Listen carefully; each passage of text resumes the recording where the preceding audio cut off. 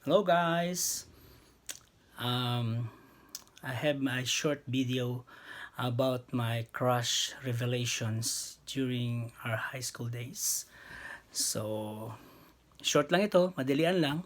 So, first year, high school, and second year, si Angelica Gutierrez, si Dr.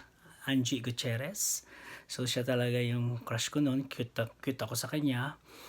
I even cut her handwriting, yung sa piece of paper, yung may pangalan siya doon na Angelica Gutierrez kasi nakukutan ako sa penmanship niya. So, ewan ko saan ko nakita yun. So, kinat ko siya, tapos tinago ko siya sa wallet ko. So, tuwan-tuwa ako kung palaging tinitignan ko yung cute na handwriting niya. At palagi ko siyang naaalala. Tapos tuwan-tuwa rin ako every time na nakaka-chat ko yung sister niya, yung ate niya. Kasi at least nandun siya sa tabi. So, nung nag-third year na, so hindi na kami mag-classmate. So, ang naging crush ko naman si Bella Procesa Naco. Hi Bella! So, since shy naman ako, mahiyain, so tingin-tingin lang. So, yung dalawang yan, siyempre, parang bata pa, kita ko yung isa, good. Tuwa naman ako. Of course, meron pa rin ibang crushes na pasulyap-sulyap. Yung crush ng buong bayan natin, alam niyo na, si Myra, si Lorna, si Cecil, so, at si Lulu. So, nakakita ako kay Lulu, tsaka yung ang cute-cute ng daliri niya, yung finger niya.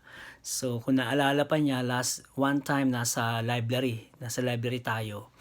Tapos tingin ako ng tingin sa kanya, tapos yung kamay niya nung naipatong niya sa table. So, nakitan ako, nanggigil ako, so pinunch kong ganun, nabigla siya. Pero hindi naman masyadong masakit. Pero napatingin siyang ganun. Tapos tuwa ako nung nag-react siya kasi palagi akong tumitingin sa daliri. Nakikitan ako pag cute, parang baby. So, yun lang.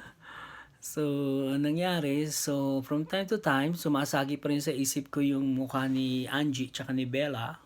Masyadong no? Dalawa pa. So, naging shy ako. So, yun lang po. At meron din nung grade 6, I don't know if you knew the name of Marilu Parcia, maybe Kaka knows. Yung grade 6 tayo sa Gulod, Novaliches Elementary School, si Marilu Parcia.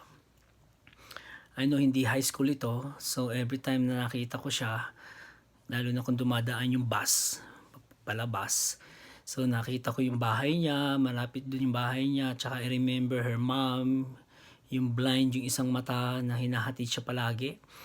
So, I don't know how is she now. So, yan sumasagi rin sa isip ko. Kasi mga cute sila nung araw eh. Nakita ko siyang liliit na mistisahin. Si Marilu Parcia, si Angie, tsaka si Bella. Yun lang. Bye! So, hope to see you in 2026. I hope. Yeah. Bye-bye. Let's pray. See you.